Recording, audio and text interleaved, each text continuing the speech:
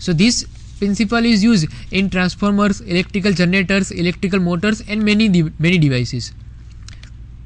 So relative motions: when a wire is moved across a magnetic field, there is a relative motion between the wire and the magnetic field. Likewise, when a magnetic field is moved past through a stationary wire, there is also a relative motion.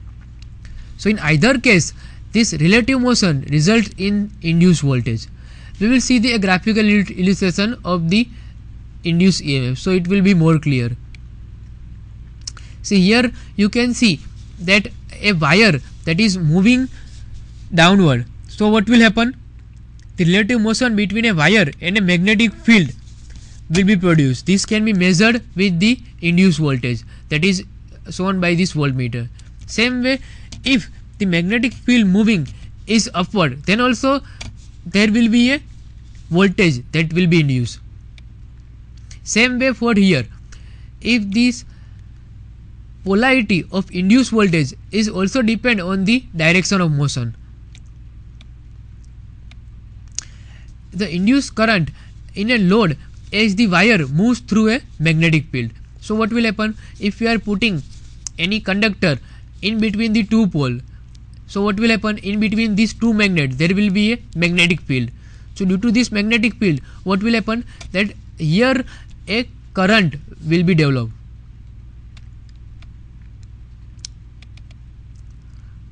So induced EMF can be observed experimentally that changes magnetic field. An electric current is induced if there is a closed circuit, for example loop of wire in the magnetic field. So a constant magnetic field does not induce an EMF, it takes changing the magnetic field. So here we are having one experimental setup in which if we are passing the coil through the magnet, it would induce an EMF in the coil. So what we have done? We have connected one coil with the two magnetic pole. So what will happen? This should be given a deflection, but it is not giving a deflection because this is not a calibrated meter, right? So the change does not require observable motion at every time. A magnet may move through a loop of wire, or a loop of wire may be moved through a magnetic field.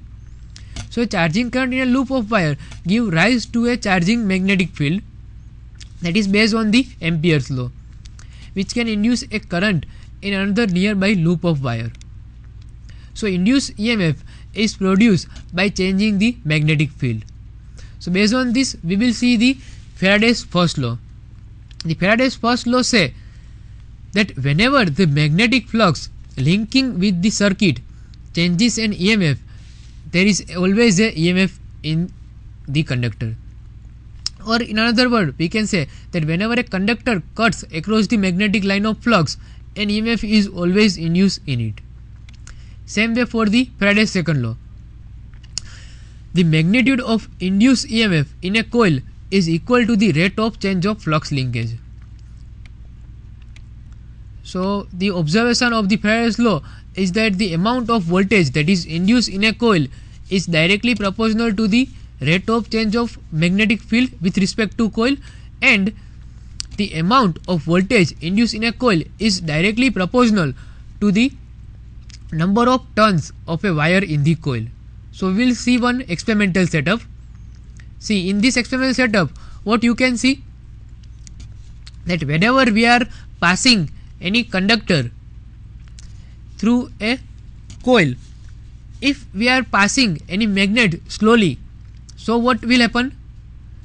This will induce some voltage that can be measured with this voltmeter. But if we are passing this magnet at a very fast motion, so what will happen? The voltage that is induced will be more. So this demonstration of Faraday's first law explains that the amount of induced voltage is directly proportional to the rate of change of magnetic field with respect to coil. Now what is the meaning of second law? What you can see in these two figures, these are little bit different from the first figure. See, in this figure you can see that the magnet moves through a coil and there some voltage that is induced. In this diagram also you can see that magnet moves at the same rate through a coil with more turns loop in a induce. It will induce a more voltage. That means how much are the number of turns. See, in this image the number of turns are less, but here the number of turns are more. The motion of these two are same, but as the number of turns are more, it will induce the more voltage. So the demonstration of Faraday's second law said that the amount of induced voltage is directly proportional to the number of turns in the coil. So if we want the more EMF in the circuit, then we need to connect the more number of turns. So Faraday's law said that the voltage induced across a coil of wire equals the number of turns in the coil times rate of change of magnetic flux. Same way the Lenz law is also there. Lenz law says defines that the polarity or the direction of the induced voltage. That means when the current through a coil changes, the polarity of the induced voltage created by the changing magnetic field is such that it always opposes the change in the current that causes it. Okay, now we'll see the Fleming's right hand rule. See, this Fleming's right hand rule is generally used for the generator. So if you are putting right hand in this way, so the first figure will explain the magnetic field. Second finger will shows the current direction, and the thumb that will tell us the motion of the conductor. So the statements of Fleming's right hand rule is that we have to stretch first finger, second finger and the thumb of the right hand mutually perpendicular to each other. That is in the previous image. If the first finger indicates the direction of the magnetic field, thumb indicates the direction of motion of conductor, and second finger will indicate the direction of induced EMF in the conductor. So this way, if you are considering that if there are two pole or there are magnet that is having N pole and S pole, so what will happen? The first finger will indicate you the direction of magnetic field, that in which direction the magnetic field will be produced, that is north pole to south pole. The second finger will indicate the direction of current, that is from positive to negative, that is this finger will show you the direction of current, and the thumb will indicate the direction of the force of the resultant motion. Same way the Fleming's left hand rule is also there for the electric motor also. It says that if you are putting a left hand with this fashion, the first finger will tell you the magnetic field at which it is produced, the second finger will show you the value of current, and the thumb will explain you the motion of conductor. These rules are widely used for finding out the various values. Okay, now we will learn one important curve that is called the hysteresis curve. See, hysteresis is a characteristic of magnetic material whereby change in magnetization lacks the application of magnetizing force. Hysteresis means nothing but it is a lag behind the quantity. That means in the hysteresis curve we will see that flux density will lag behind the edge. So magnetizing force can be increased or decreased by varying the current through the coil of wire, that is reversed by reversing the voltage polarity across the coil. So now you consider this one is the solenoid or the ring of the magnetic material in which we have found the solenoid, and we have connected this ring of magnetic material with a battery source. The battery source is a DC voltage source. We have connected one rheostat. So by the changing the value of rheostat, we can change the value of voltage. because we know that V is equal to I into R. So if we are changing the value of R, this symbol is the variable rheostat. So what will happen? That similarly the resistance will be changed, and this ammeter will measure how much current is flowing in the circuit. And here we have connected one switch. The switch name is DPDT reversible switch, that is double pole double terminal switch.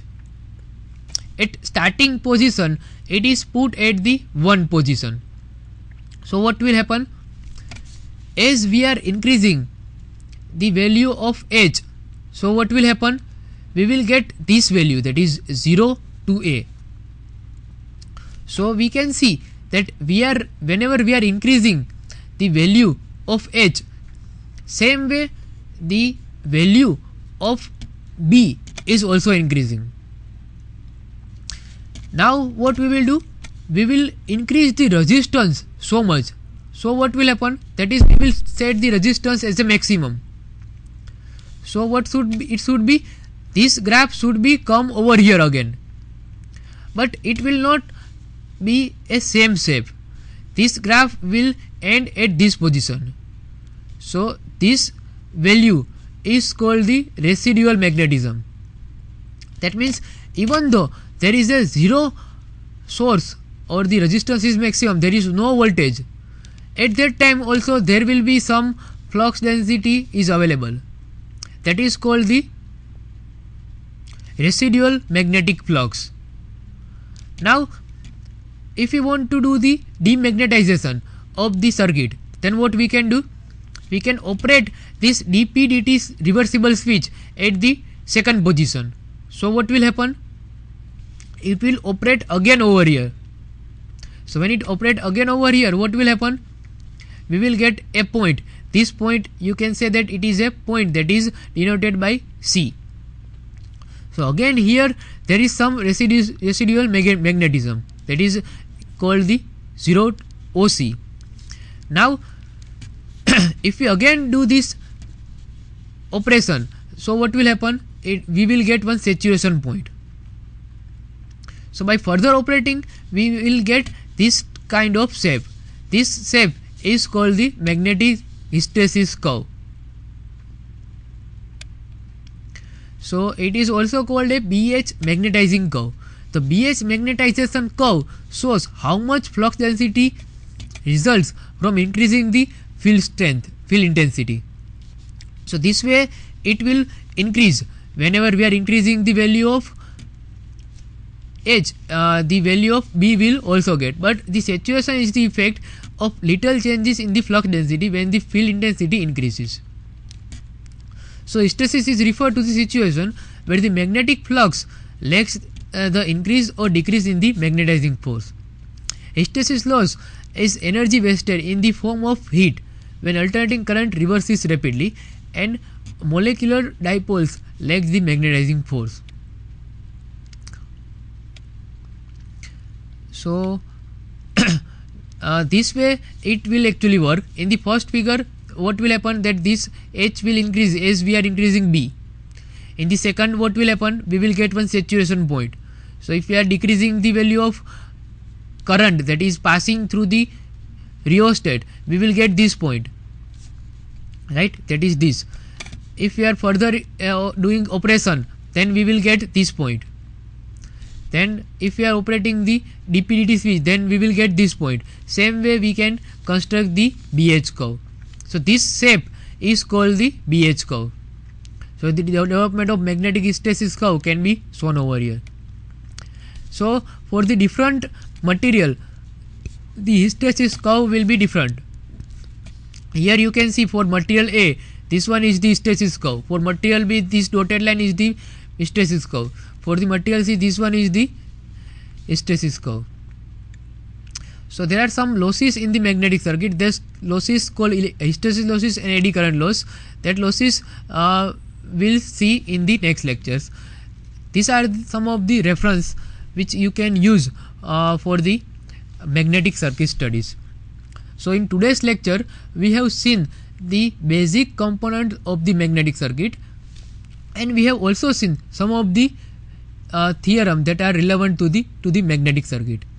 In the next lecture we will see if we are doing the operation of the inductors, that are inductors in connected in parallel or inductors are connected in series, what will be their effect. And we will also see that what is the dynamically induced EMF and statically induced EMF, and what is the meaning of mutual inductance. These terms are widely used for the study of the transformers and other equipments. Thank you very much for this lecture.